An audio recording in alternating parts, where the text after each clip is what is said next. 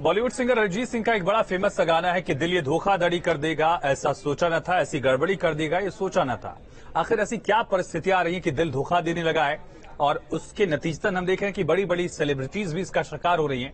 इन्हीं पहलू पर चर्चा के लिए हमारे साथ खास मेहमान जुड़े हैं लगातार, उनका तारुफ भी हमने आपसे कराया। डॉक्टर मनोज, सबसे पहले आपसे ही समझना चाहेंगे कि आखिर ये क्या परिस्थितियां आ गई हैं जिसकी वजह से चाहे आम हो, चाहे खास हो, चाहे वो जिम जाने वाला शख्स हो या घर बैठा शख्स हो, हार्ट अटैक बहुत ज्यादा कॉमन हो जा रहा है आजकल।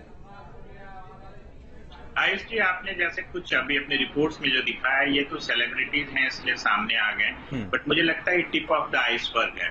आप अपनी क्लिनिकल प्रैक्टिस में मैं देख रहा हूँ कि पिछले 2-4 साल से 20 साल 22 साल के लड़के भी हार्ट अटैक के शिकार होते आ रहे हैं। तो ये बात है कि हमारे देश में या हम भारतवर्ष या पूरा साउथ ईस्ट एशियंस जो हैं, आनुवंशिक तौर पे दूसरे देशों की अपेक्षाकृत अगर पश्चिमी देशों की तुलना करें तो 4 से 5 गुना हमारे यहाँ हार्ट डिजीज की संभावना रहती है। इसमें एक जेनेटिक फैक्टर है, दूसरा जो कन्वेंशनल रिस्क फैक्टर है जैसे डायबिटीज है, हाई ब्लड प्रेशर है, हाई कोलेस्ट्रॉल लेवल है, स्मोकिंग है, एज है, पॉजिटिव फैमिली हिस्ट्री है, ये सारे रिस्क फैक्टर तो हमारे यहाँ पहले से ही ज्यादा थे। या आप ये सोचिए कि हम भारत वर्ष समझिए वर्ल्ड कैपिटल ऑफ डायबिटीज था, अभी टाइप 2 डायबिटीज बहुत ज्यादा बढ़ गया और पिछले 20 साल का आप आंकड़ा देखें तो करीब करीब हार्ट अटैक की संभावना दुगनी हो गई है या इंसिडेंस जो है दुगना हो गया है।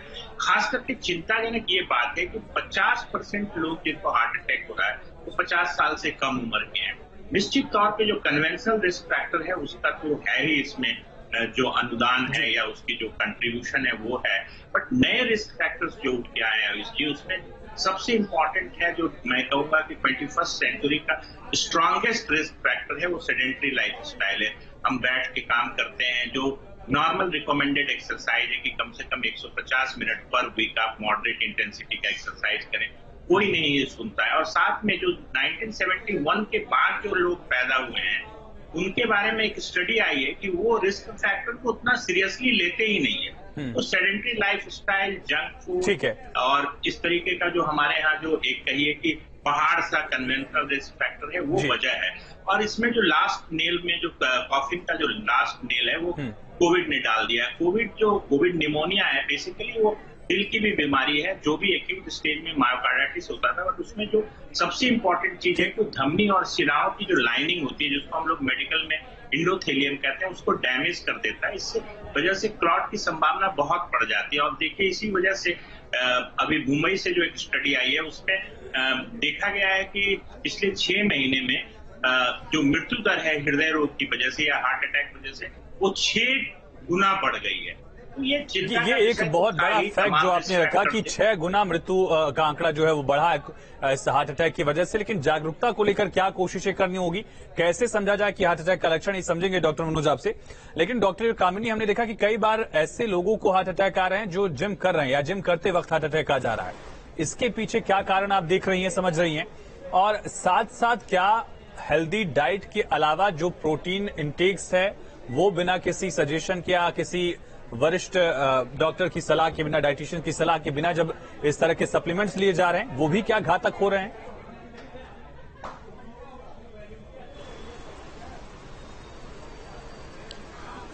जी बिल्कुल, अगर मैं इस बारे में बात करूं कि डाइट का बहुत बड़ा रोल है तो जी हाँ, ये बहुत ही सही बात है कि हमें डाइट वैसी लेनी चाहिए जितनी हमारी बॉडी की रिक्वायरमेंट है।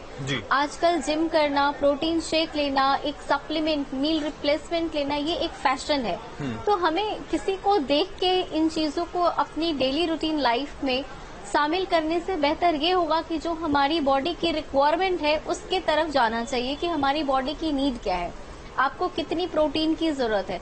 अगर आप प्रोटीन ज्यादा ले रहे हैं तो आपके ऑर्गन्स पे लोड लेता है क्योंकि प्रोटीन की डाइजेशन स्लो होती है। अगर आप प्रोटीन कम लेते हैं तो आपकी बॉडी से स्टार्वेशन होती है, जो मसल से वो ब्रेक डाउन होते हैं, आपकी एनर्जी ब्रेक डाउन हो रही है। तो दोनों केस में हमें ये समझना जरूरी है कि हमें प्रोटीन की रिक्वायरमेंट कितनी है, लेनी चाहिए और कितनी होनी चाहिए। दूसरी चीज मैं ये कहूंगी कि हमें पूरे दिन में अपने 35 मिनट 40 मिनट अपने वर्क में एक्सरसाइज को शामिल करना बहुत जरूरी होता है, बट इतना जरूर ध्यान रखें कि आपकी कैपेसिटी कितनी है। देख के रिक्वायरमेंट के अकॉर्डिंग या फैशन के अकॉर्डिंग एक्सरसाइज नहीं करें, अपनी बॉडी के रिक्वायरमेंट के अकॉर्डिंग करें।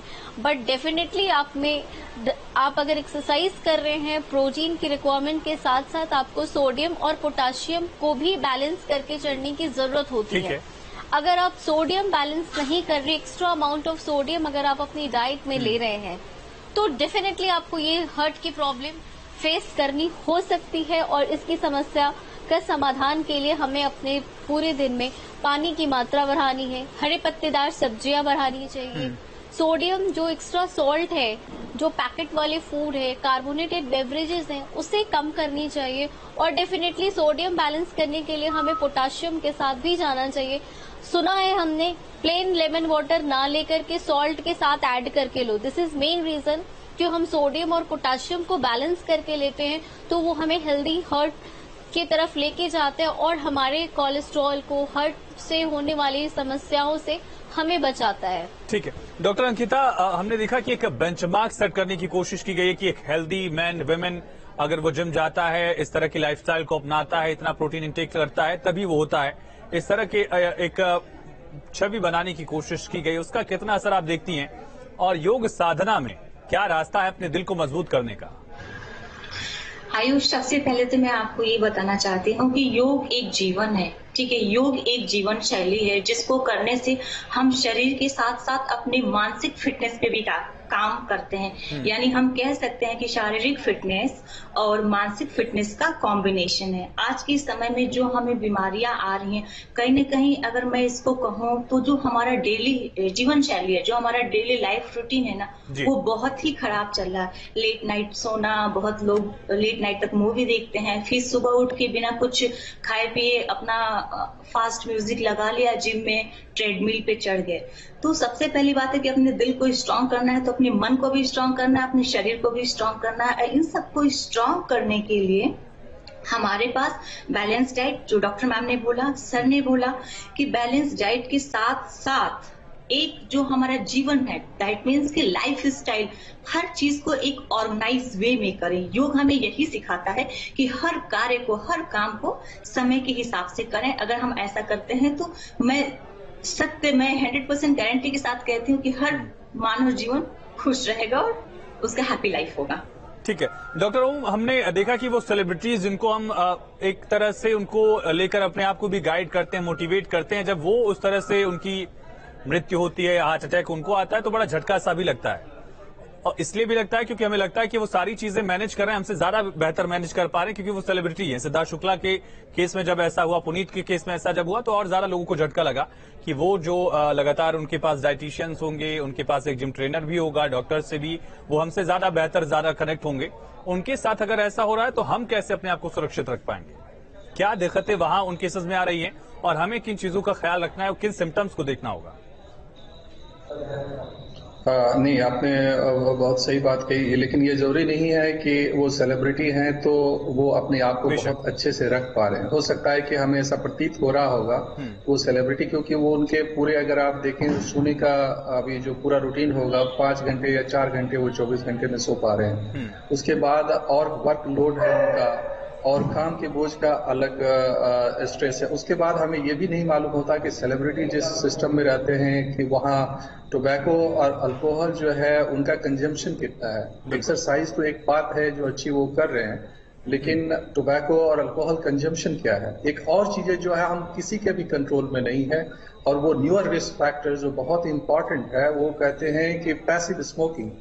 जो पैसिव स्मोकिंग 2 तरह से है, एक तरह से जो कि आपके परिवार के कोई व्यक्ति अगर स्मोकिंग करे तो वो है। दूसरा जो पॉल्यूशन है वो एक बहुत इंपॉर्टेंट फैक्टर है, जो मेजर इंपॉर्टेंट फैक्टर जो रिसेंटली डिस्कवर्ड हुआ है, ये उनके कंट्रोल में नहीं है। और उन सब के बाद जो है कुछ हमारा जो जेनेटिक फैक्टर है वो भी हमारे और आपके किसी के भी कंट्रोल में नहीं है। मैं आपको बताऊं, मैं यंगेस्ट जो बच्चा है जिसका मैंने जो प्लास्टिक की है वो 18 साल का था, और अभी कुछ दिन पहले हमारे मीडिया मित्र ही थे, अभी बहुत दिन की बात नहीं है, बहुत जल्द हमने मुश्किल से 2 हफ्ते पहले वो 25 साल के होंगे, और वो अनकस्टम एक्सरसाइज जिसको कहते हैं, वो रेगुलर क्या होता है इस भागदौड़ की दुनिया में, हमारे पास रेगुलर फिजिकल एक्टिविटी का ज्यादातर लोगों में को समय नहीं मिलता, और हमारे जो बदलाव है, जो आज के जो कंप्यूटर और इस युग में, या हम लोग आराम तलब हो गए। जैसे पहले पैदल चला करते थे 5 किलोमीटर 10 किलोमीटर, अब जो है हम बगल में भी बाइक या ये, और स्पोर्ट्स जो है वो बिल्कुल हमारा हो गया खत्म। और जो डाइट है, डाइट पैटर्न भी हमारा चेंज हो गया है। जो इंडियन डाइट पैटर्न था उससे अलग होकर जो है हम लोगों ने वेस्टर्नाइजेशन को एक्सेप्ट किया है, और तली भुनी चीजें और सस्ती चीजें, जो गरीबी और ये इसकी वजह से जो गरीब लोग शहर की तरफ माइग्रेट कर रहे हैं, तो जो खाने को कुछ मिलता नहीं है, लेबरर पूरी कचौड़ी, ये जलेबी और ये जो चीजें बार बार जो खाना है वो। एक और चीज जो है फैमिलियल स्ट्रेस, जो कि परिवार के अंदर जो आपसी जो अलग अलग फैक्टर्स की वजह से आप देख रहे हैं कि रिलेशनशिप प्रॉब्लम, या और बहुत यंग से, और खास करके यंग लोगों में जो आप बता रहे हैं, इसमें 3-4 चीजें बहुत महत्वपूर्ण है। एक जो बच्चा है वो एक तो खाना ज्यादा बेहतर खाने लगा है और एक्सरसाइज कम कर रहा है, तो बचपन से मोटापा होता है। मोटापा की वजह से शुगर और ब्लड प्रेशर होता है। एक और चीजें, इंसुलिन रेजिस्टेंस हमारे यहाँ बहुत ज्यादा पाई जाती है। और उसके बाद एक जो कोलेस्ट्रॉल की एक जन्मजात बीमारी होती है, वो भी एशियंस में ज्यादा पाई जाती है। और उसके साथ जो है नया जो एक कंडीशन हुआ है, जो यंग में पीयर स्ट्रेस, पीयर प्रेशर में जो आ रहा है, जैसे अल्कोहल, टोबैको और ये सब चीजें जो, तो करना क्या है हमें कि स्ट्रेस को रिलीव करना है, अपने लिए सोने के लिए 7-8 घंटे निकालना है, रेगुलर फिजिकल एक्सरसाइज करना है 45 मिनट कम से कम पर डे। हरी फल सब्जियां जो हम खाते थे वो हरी फल सब्जियां खानी है। और इस सब के बाद अपने न्यूक्लियर फैमिली से फिर अपने पुराने फैमिली के जो तौर तरीके हैं उसको, और पॉल्यूशन को हमें एजेंडा बनाना है बिल्कुल डॉक्टर देश के लिए। और हृदय विभाग जो कि सबसे बड़ी मौत की वजह है, ये एक मुहिम की तरह। बिल्कुल, बहुत शुक्रिया आप सभी खास मेहमानों का, बारीक जानकारी देने के लिए, हमारे दर्शकों को जागरूक करने के लिए आप सभी खास मेहमानों का। तो पिछले कुछ वक्त में 50 या फिर उसके कम उम्र वालों को भी दिल का दौरा पड़ने की कई खबरें सामने है। डॉक्टर्स ने बताया कि कई 18 साल 25 साल के जो लोग हैं उनको भी इस तरह की दिक्कतें सामने आ रही हैं। और आखिर क्यों कम उम्र में ऐसे हादसे हो रहे हैं, क्यों जिम करने वाले लोगों का भी दिल धोखा दे रहा है, इस रिपोर्ट में देखिए।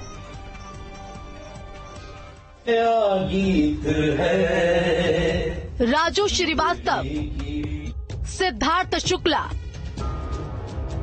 के पुनीत राजकुमार, दीपेश, इन मशहूर सितारों का नाम हम इसलिए बता रहे हैं क्योंकि इन सितारों का दिल बीच राह में धोखा दे गया। राजू श्रीवास्तव 15 अगस्त के बाद से अस्पताल में भर्ती हैं। राजू श्रीवास्तव के अलावा जो नाम हमने बताए वो बच नहीं पाए। अचानक से खबर आती है जो माहौल में खौफ घोल देती है, दिल में घबराहट पैदा कर देती है, क्योंकि ये दिल का मामला है और इसे हल्के में नहीं लिया जा सकता। कि जो रिस्क फैक्टर हैं दिल की बीमारी के, वो तो लगभग वही हैं। स्मोकिंग, कोलेस्ट्रॉल का गड़बड़ होना और फिजिकल इनएक्टिविटी होना, आजकल के समय के देखें तो जंक फूड का अत्यधिक सेवन करना, और फिजिकल एक्टिविटी कम से कम। आदमी को जनरली रिकमेंडेड है कि 30 मिनट कम से कम टहलना चाहिए, लेकिन आज के समय में भाग दौड़ की जिंदगी में लोग नहीं कर पा रहे। खान पान में बहुत ज्यादा लोग इरेगुलर हैं, कभी लेते हैं कभी नहीं लेते, जो लेते हैं वो भी काफी फास्ट फूड लेते हैं। और स्मोकिंग आजकल बहुत कॉमन हो गया, स्मोकिंग, अल्कोहल, डायबिटीज, बीपी, ये सब बहुत कॉमन हो गया। तो रिस्क फैक्टर तो लगभग वही है। क्या 40 की उम्र तक आते आते दिल इतना कमजोर हो जाता है कि क्या दिल कभी भी धोखा दे सकता है?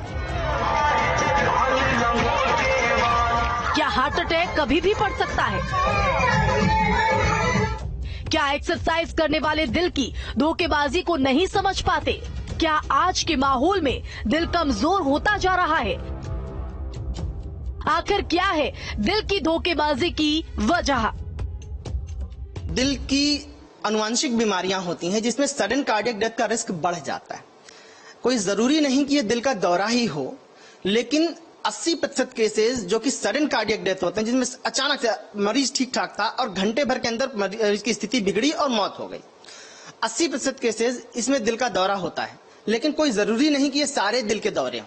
ये अल्टीमेटली तो प्रूव होगा कि ऑटोप्सी पे क्या आता है, लेकिन कई बार दिल की ऐसी कई अनुवांशिक बीमारियां होती, कई चैनल्स की गड़बड़ियां होती हैं जिसमें जब भी आदमी एक्सर्शन करता है, जैसे कि कोई भी एक्टिव एक्सरसाइज किया, स्विमिंग किया, डांस किया, कोई भी एक्सर्शन किया, जब हमारे शरीर के एड्रेनलिन निकले तो ऐसे कंडीशन में कई बार कार्डियक अरेस्ट हो जाता है।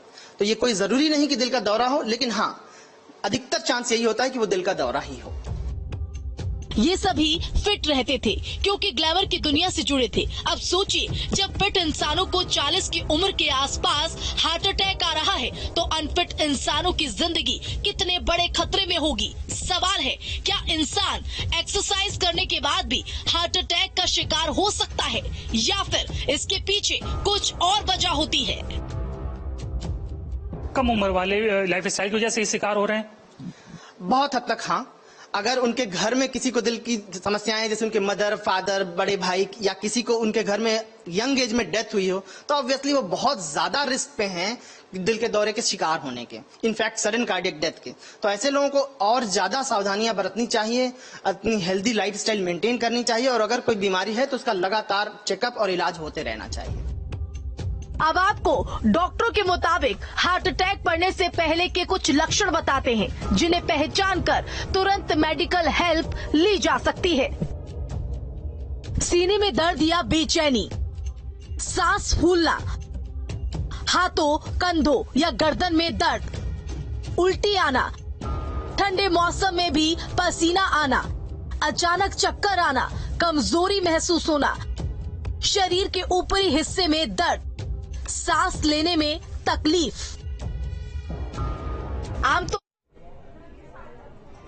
तो अपना और अपने दिल का बेहद ख्याल रखिए। खबरें लगातार जारी, एक छोटे से ब्रेक के लिए यहां पर रुकते हैं।